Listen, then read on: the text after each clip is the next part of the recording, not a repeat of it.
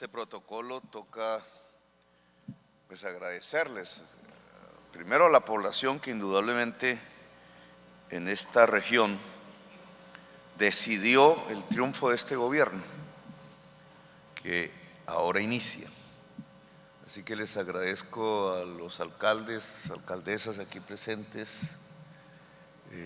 a la gobernadora, a nuestros ministros y ministras que también se han hecho presentes en una gran cantidad, que han estado aquí escuchando, y a todas y todos ustedes por su presencia y su participación.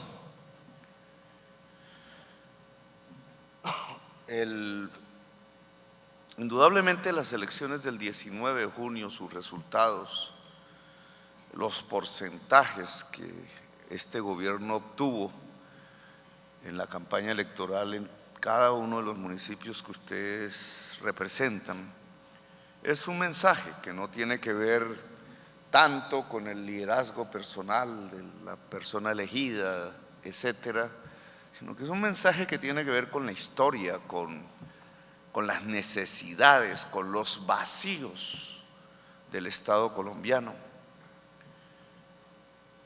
Quizás si quisiéramos sintetizar en una sola pregunta, en una sola palabra, ¿qué puede representar ese tipo de decisión política de la ciudadanía libre?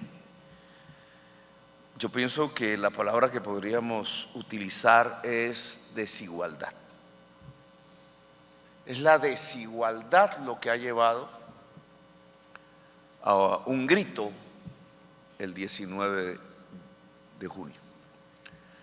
Desigualdad que se mide de diversas maneras, que uno podría analizar desde diversas ópticas. En general, una desigualdad entre seres humanos, entre individuos. Esa la mide el coeficiente Gini. Indudablemente Colombia es uno de los países más desiguales de toda la tierra. Lo que hay aquí en Colombia en términos de distancia entre unas personas que tienen y otras que no tienen, pues es de las más grandes de toda la humanidad. No es una situación normal, como aparentemente se quisiera mostrar. No, es una situación aberrante, anormal. No es este el momento para analizar las causas. Ya habrá y han habido quienes escriben sobre este tema, pero la desigualdad social no es solo entre seres humanos, entre individuos. Ya en la campaña y desde años anteriores apareció el término género. Es que la desigualdad no es solo entre individuos, es entre géneros. Si se mide las riquezas y los ingresos de los hombres respecto a las riquezas y los ingresos de las mujeres. Pero adicionalmente, si uno quisiera poner en un mapa geográfico de Colombia la desigualdad, entonces nos aparece otra variable fundamental. La desigualdad no es solo entre individuos, no es solo entre géneros, la desigualdad es entre regiones. Podría uno hacer una matriz y juegos con los números y entonces podríamos llegar a una conclusión con los resultados de estas tres maneras de mirar la desigualdad. La desigualdad social en Colombia ha hecho que la región más excluida sea la de los individuos, mujeres que habitan el litoral pacífico. La mayor de las desigualdades, el grupo más distante respecto a los que más tienen son las personas, mujeres del litoral pacífico. Y de ahí el voto. De ahí por qué la expresión política que el 19 de junio se mostró. Entonces, ¿cómo corregir la desigualdad? Porque aquí no se trata simplemente de mirar qué es lo que hay, cuáles son los problemas, diagnosticar, sino, bueno, ¿y para dónde vamos entonces?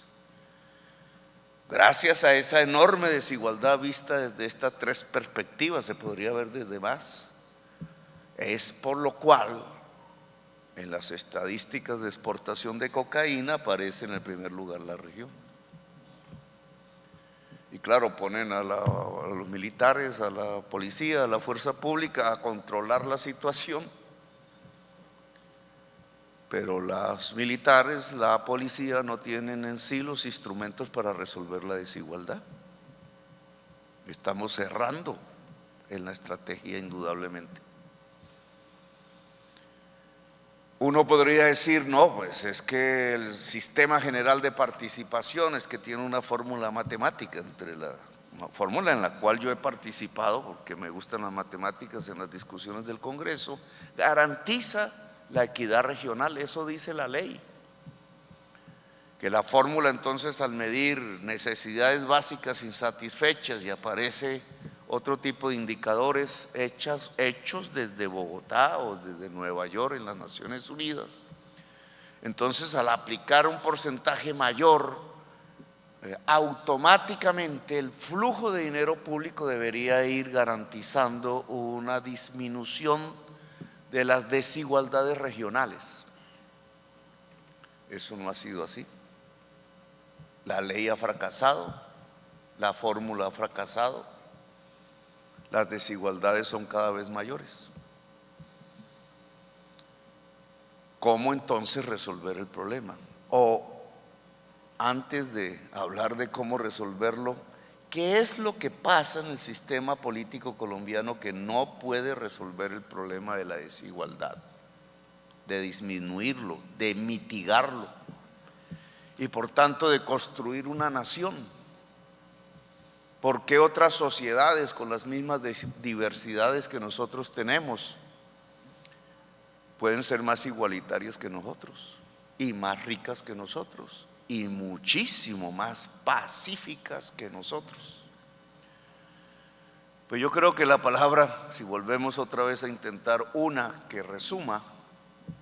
palabra que resuma el por qué, yo les propondría racismo.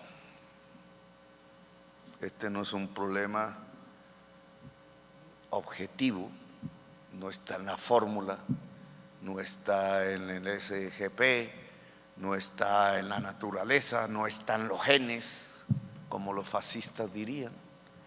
No, está en un problema político, y es que el litoral pacífico ha sido excluido durante décadas y siglos simplemente porque fue la región a donde llegaron los esclavos que se liberaban a sí mismos de las grandes haciendas del Pacífico también, de la ciudad de Popayán y del valle geográfico del río Cauca.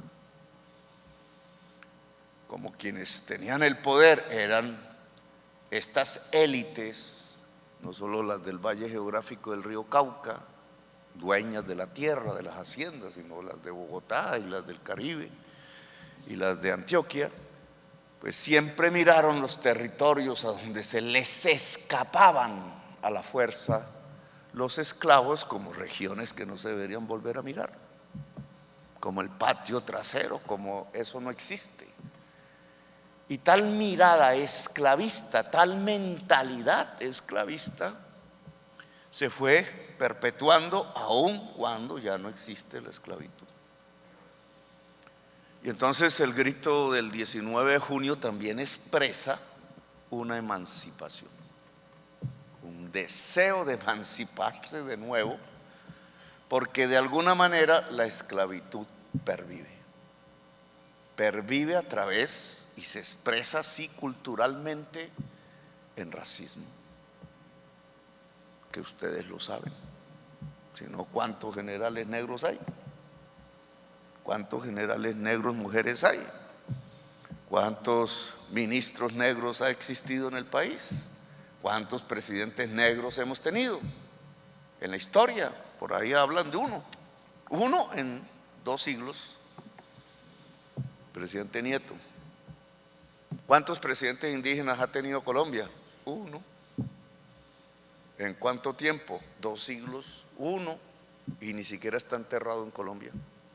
Todo un héroe porque peleó con Bolívar siendo teniente y terminó muriendo fusilado peleando al lado de las fuerzas progresistas de Benito Juárez por allá en 1850 y pico en México.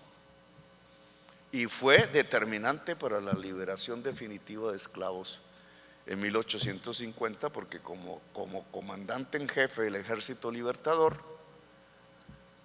los artesanos reinsurreccionados de Bogotá le dieron el poder y se convirtió en presidente, y esos hechos allí desencadenaron en la última ley de liberación definitiva de la esclavitud, no sin antes los esclavistas haberlo derrotado militarmente, haberlo expulsado del país, haber por decreto terminado con el Ejército Libertador, imagínense, y haber negociado con los liberales comerciantes que se podía permitir la libertad de esclavos siempre y cuando el Estado colombiano reconociera que los esclavos eran propiedad privada y que por tanto solo se podían liberar a cambio de una indemnización del Estado a los esclavistas. Esa era la mentalidad. Claro, esa mentalidad explícitamente no es la de los discursos de la Colombia contemporánea, pero la mentalidad en el inconsciente de quienes han tenido el poder en Colombia es la misma.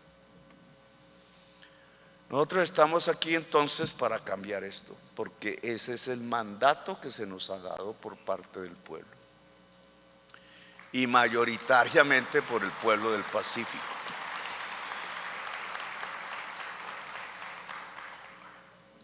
Y en esa perspectiva, la figura de Francia Márquez tiene no solo simbólicamente, sino en la práctica un quehacer.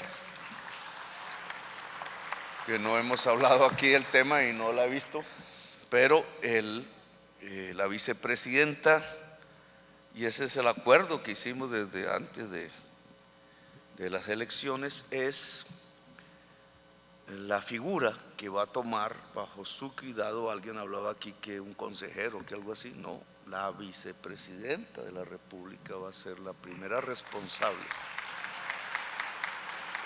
del tema de la equidad regional en Colombia, del tema de la igualdad, y por eso hemos hablado del Ministerio de la Igualdad que ella dirigirá. No quiere decir que hasta que no se haga el ministerio no tomamos medidas, sino que esa es la perspectiva.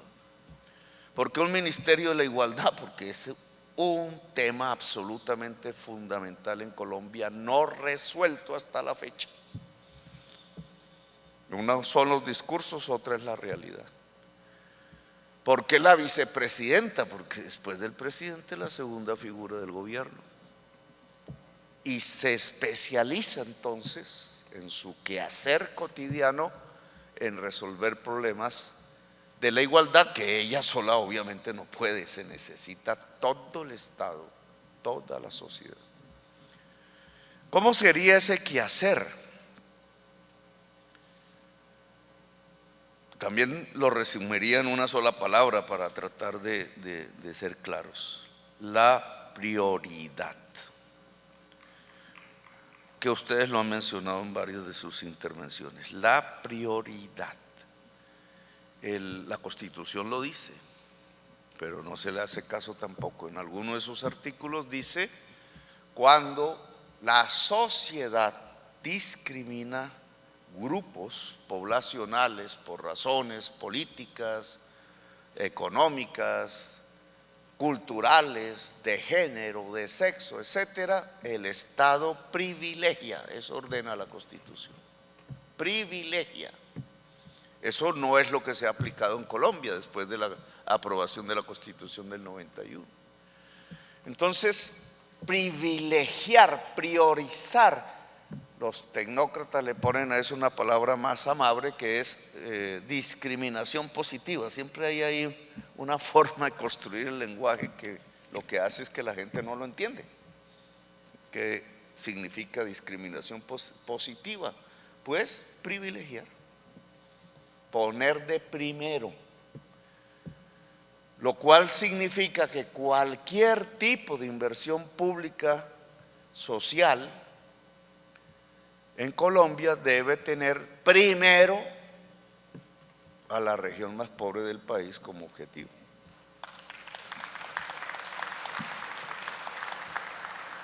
Y en esto pues podemos abrir una discusión, porque en los últimos 30 años más o menos, la política social neoliberal, porque el neoliberalismo tiene una política social, porque reconoce que el mercado, en el cual cree profundamente, casi religiosamente, casi fundamentalísticamente, reconoce que deja por fuera grupos de población que podrían morir de hambre simplemente si se deja actuar libremente el mercado, que hay ausencias de demanda en el mercado porque hay tanta pobreza que entonces son muy pocos los que demandan. Entonces crea una concepción de política social que tiene que ver con el subsidio a la demanda para que la demanda aparezca en el mercado y se puedan vender productos, y de sostenibilidad de focos de la población los más excluidos por el mercado. Focalización. Así se ha manejado la política social en los últimos 30 años. Yo creo que es más eficaz que focalizar el derecho universal.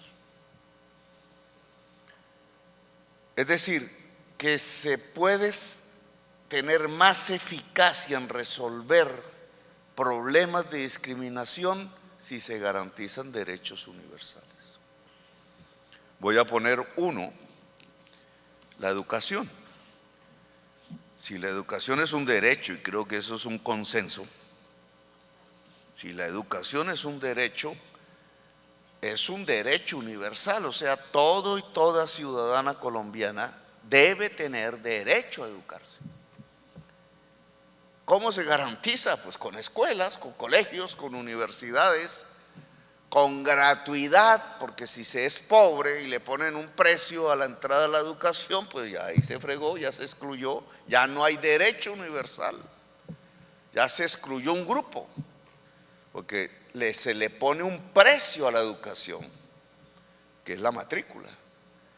Incluso el costo del transporte se va convirtiendo en un precio de la educación en muchas zonas, porque transportarse es tan caro y el colegio está tan lejos que ya no, alguien que no puede pagar ese costo de transporte, pues ya no puede estudiar y queda excluido. Cuando alguien se excluye, ya no hay un derecho universal.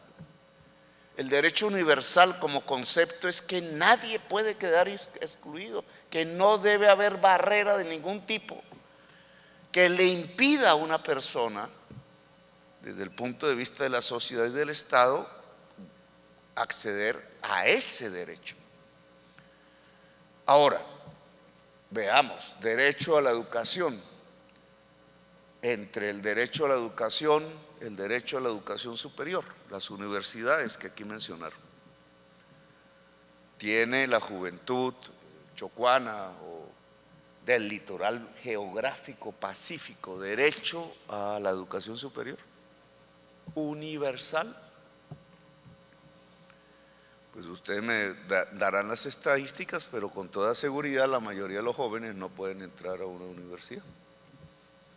Y si entran a la del Pacífico, que conozco, o a la del Chocó, ¿cuál es la calidad educativa de la Universidad del Pacífico comparada con otras universidades públicas en la región andina? ¿Es de la misma calidad? Si no es de la misma calidad, sino inferior, incluso la juventud que entra a la Universidad del Pacífico está siendo excluida de un derecho, que es el derecho a la educación superior. Así podríamos hablar de la salud, así podríamos hablar de la nutrición, así podríamos hablar del agua potable. Cuando uno mira las estadísticas de desnutrición infantil, y entonces aquí otra vez aparece una palabra que oculta la realidad: mortalidad por desnutrición infantil. ¿Qué es desnutrición? ¿Qué es lo que miden ahí como desnutrición? Uno dice, no, pues que no come, ¿cierto? No hay los nutrientes Pero cuando se desmenuza la estadística resulta que es que también ahí han metido la ausencia de agua potable de calidad.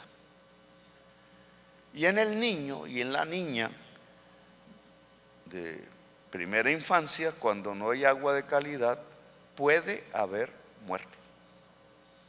La mayor parte de la muerte infantil por desnutrición en Colombia es por mala calidad del agua potable.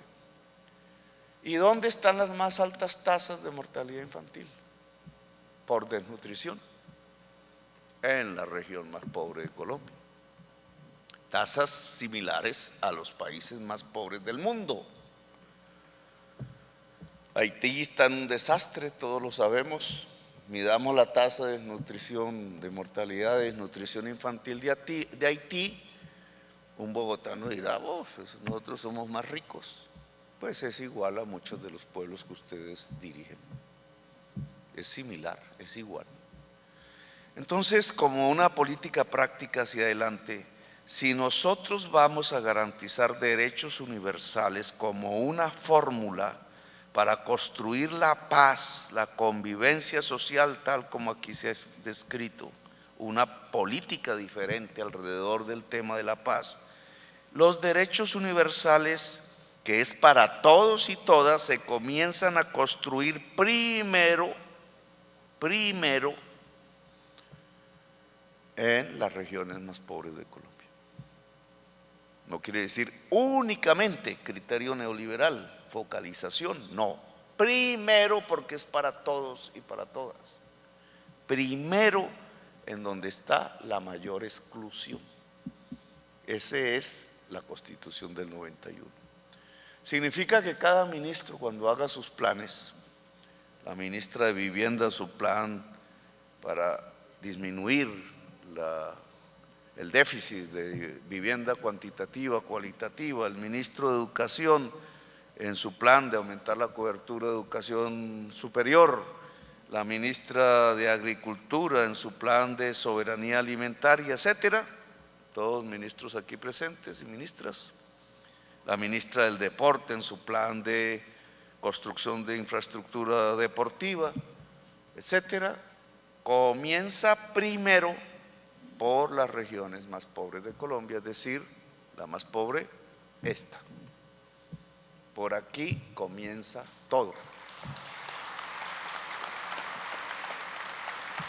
No termina ahí, pero comienza ahí. De esa manera, es probable, ya lo veremos en las cifras, ya ustedes me lo demandarán si no es cierto, tenemos un mecanismo diferente al SGP que creía que con la fórmula matemática y automáticamente se garantizaba equidad regional.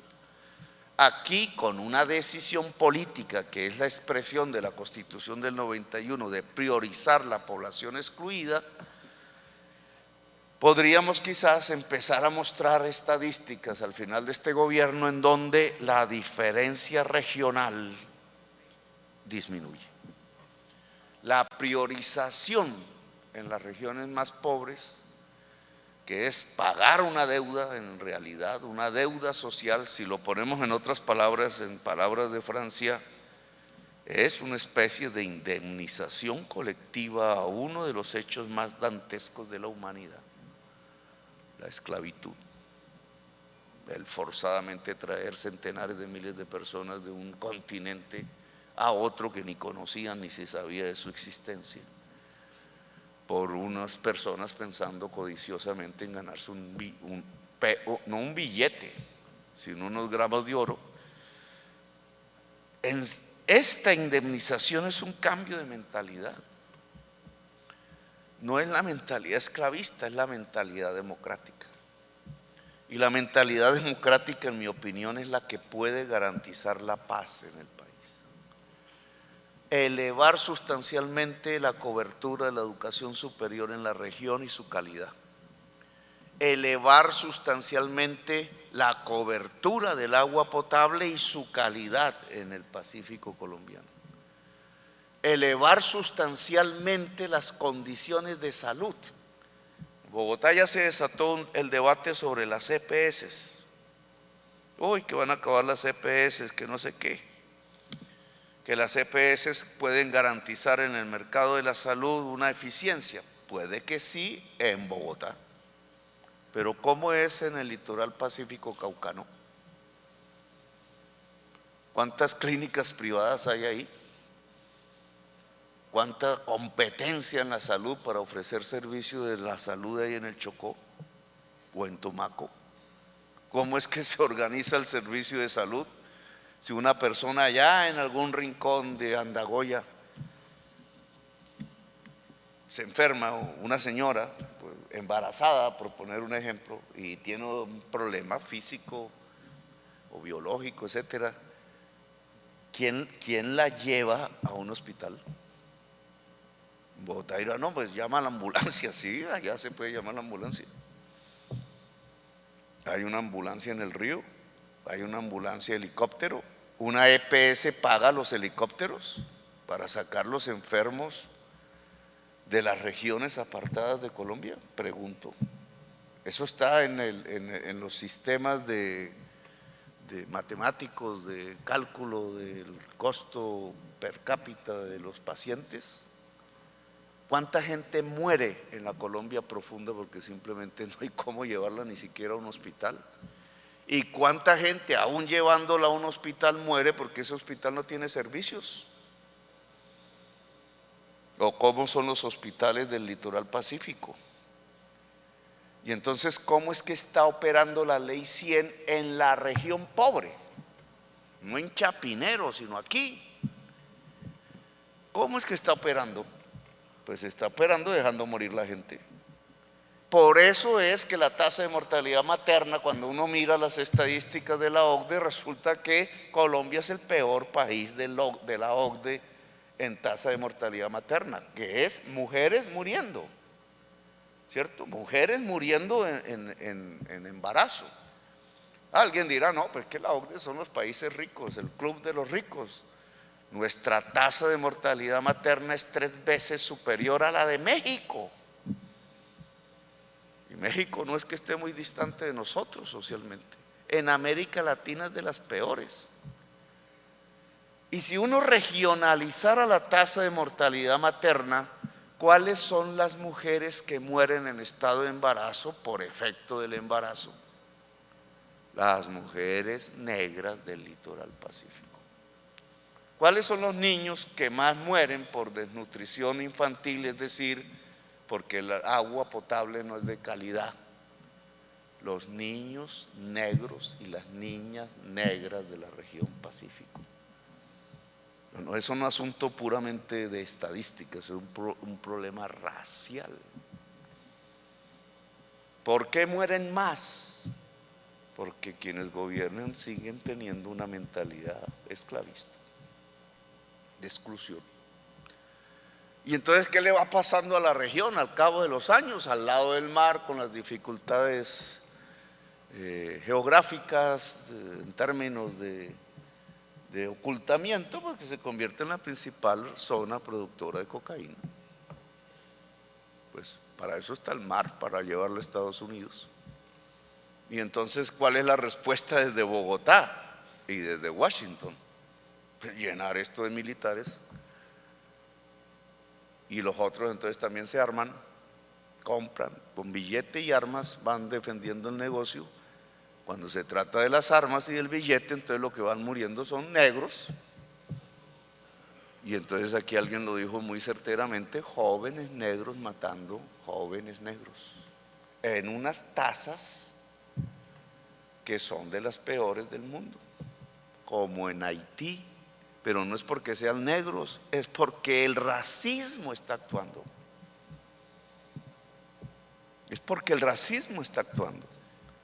Porque en Haití hay 200 muertos por semana.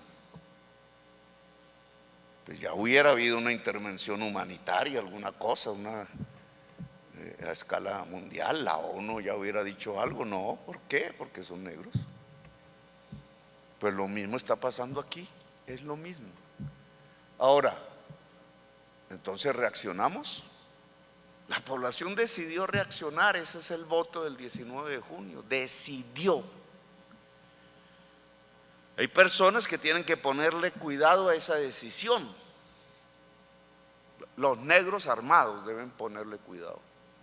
Lo que está diciendo el pueblo negro de Colombia, y también hablaría del indígena y del blanco y del mestizo, pero lo que está diciendo el pueblo negro del Pacífico a los negros armados del Pacífico es: hermanos, hasta aquí no más muerte. Llegó la hora del desarme. Llegó la hora que no se soluciona nada, se complica todo, o un negro matando a otro negro.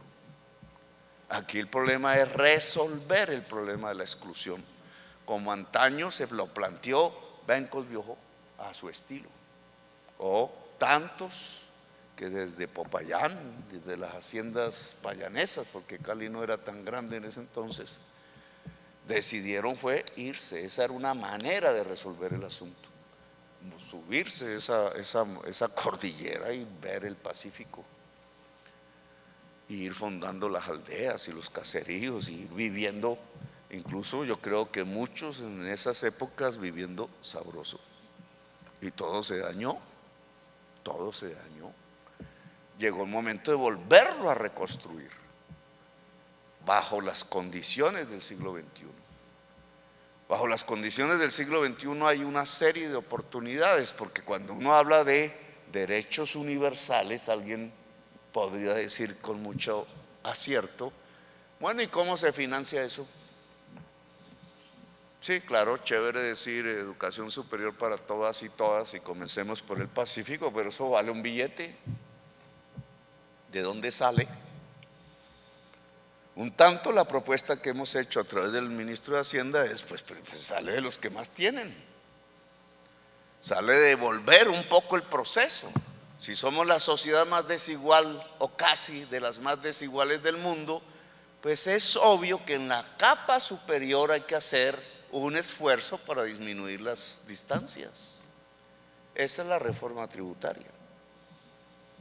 Ya ustedes ven por televisión, uy, qué feo, ¿cómo van a ponerle impuesto a la gaseosa? Pues el impuesto a la gaseosa no es para recaudar plata, es para que la gente no tome tanta gaseosa. Lo que hacemos es ahorrarnos una plata, no es recibir plata. ¿Por qué es malo tomar gaseosa? Pues ¿no ves que un porcentaje ahí se enferma de diabetes? ¿Y quién paga la enfermedad? Las EPS, la sociedad, que tienen que contribuir, el impuesto, no sé qué, el Estado. ¿Cuánto vale curar las personas? No se puede curar, además.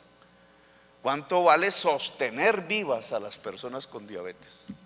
¿Cuánto vale? Muchos enfermándose de jóvenes.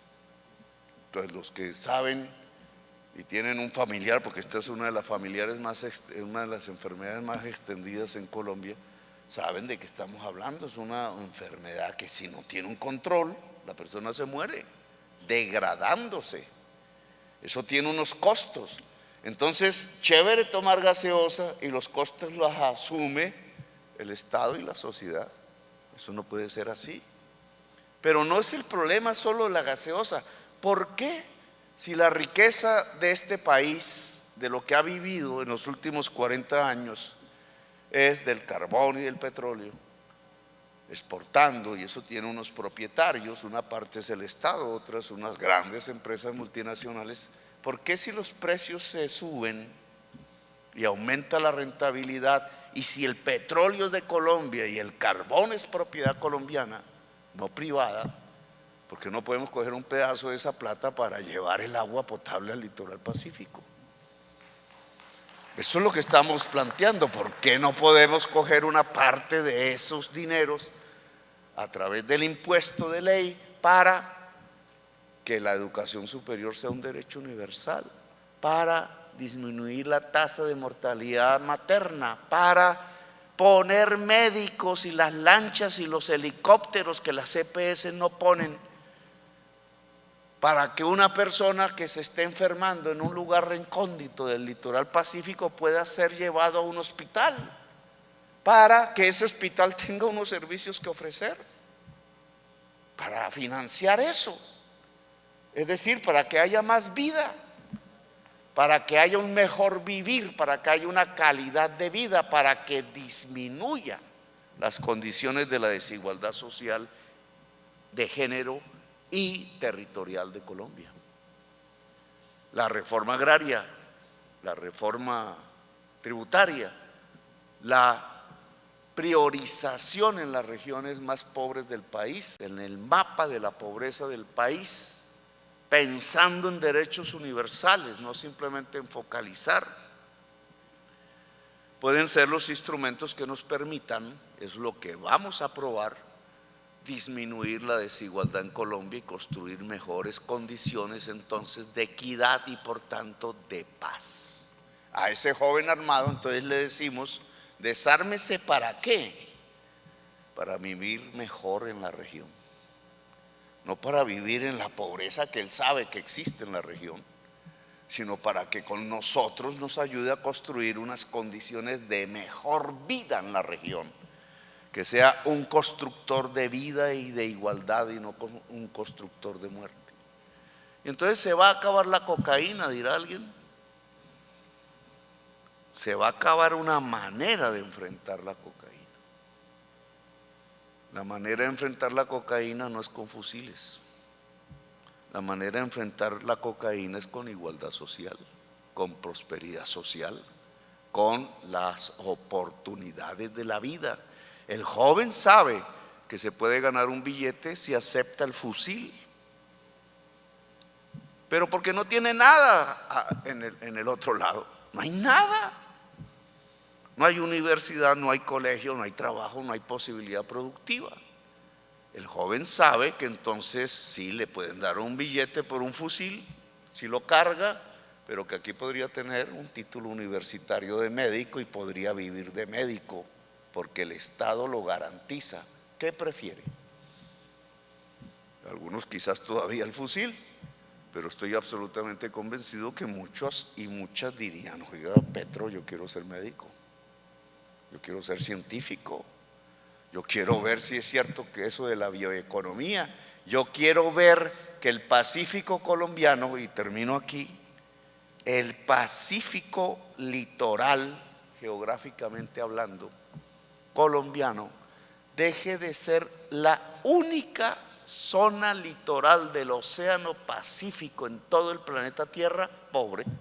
Alaska, Seattle, California, imagínense, California, Jalisco, y llegan entonces a América del Sur, y ahí está la Gran Chile, las mejores ciudades del Perú, Lima, y cojan a Ecuador, que es el vecino. ¿Cuál es la mejor ciudad de Ecuador? Guayaquil. ¿Y dónde está? Pacífico.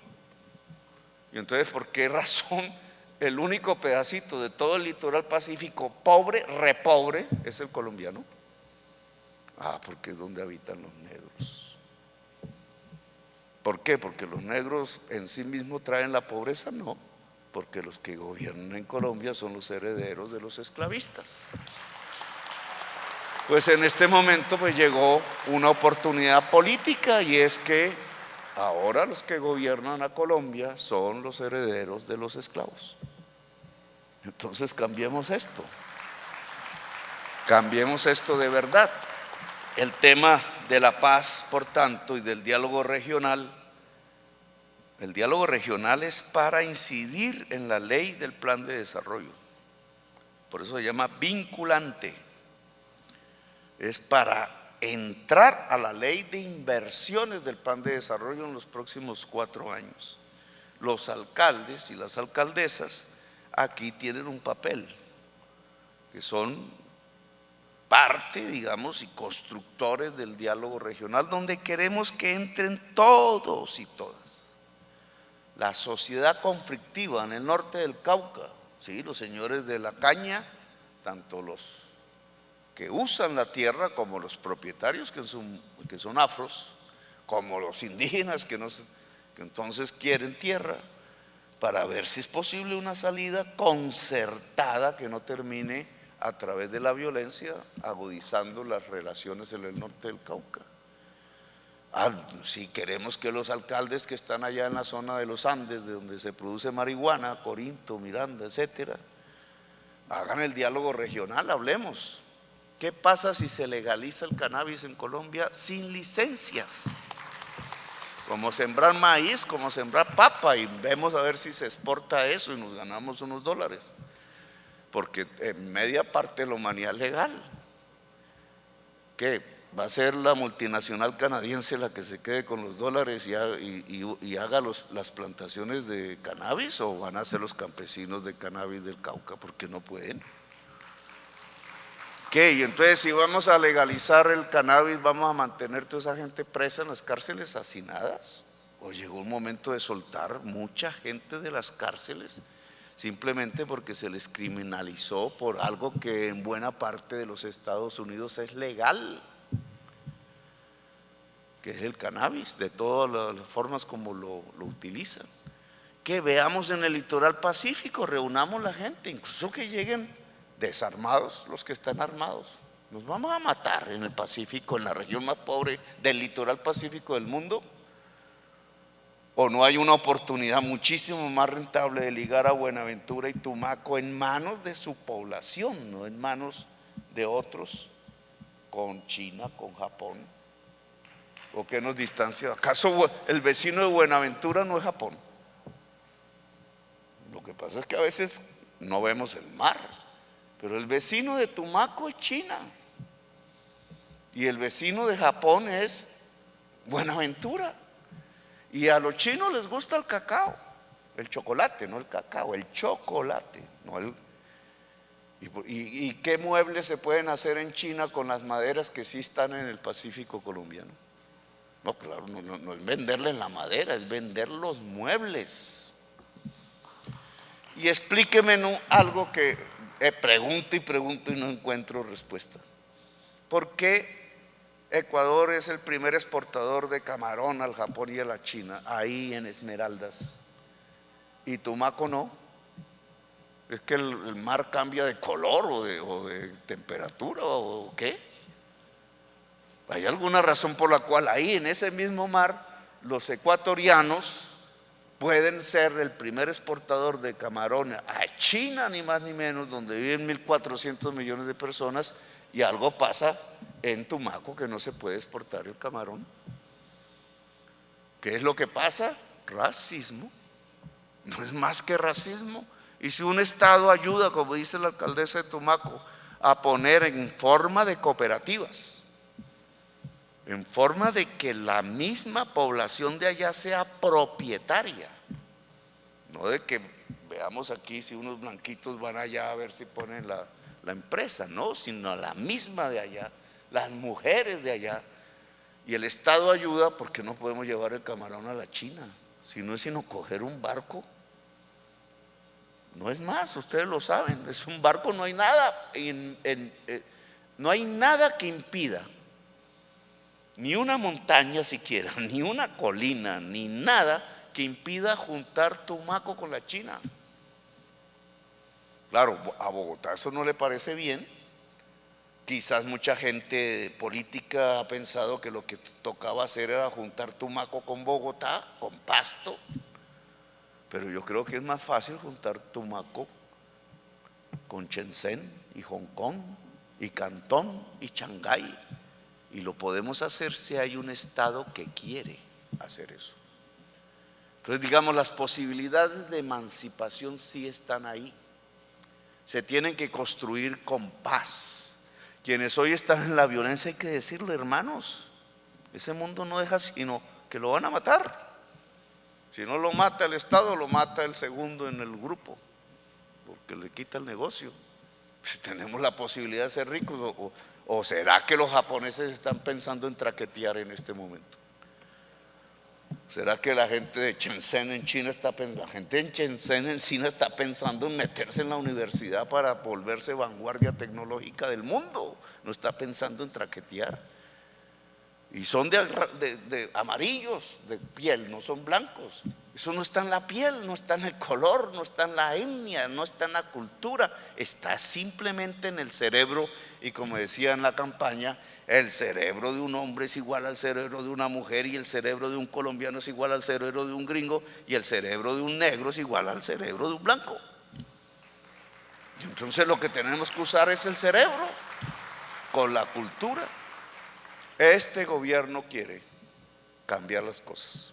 Entonces la vicepresidenta de la República tiene la tarea, eso hay que ponerlo en un decreto, ministro, que es la responsable de la igualdad, digamos, la responsable administrativa de las políticas públicas que lleven a la igualdad y que hagan que el litoral pacífico reciba en los 4 años que están por venir la prioridad de las inversiones de las políticas públicas nacionales sociales que se están construyendo. Esa es la función de la vicepresidencia, y ustedes ya tendrán el tiempo, cuando pasen algunos meses, de evaluar si sí o si no. Si no es cierto, entonces ustedes hagan un paro cívico contra nosotros. Pero si es cierto, pues profundicemos, veamos qué ha fallado, etcétera, y profundicemos, porque yo creo que ese es el camino de la paz. Gracias, muy amables, por haberme escuchado.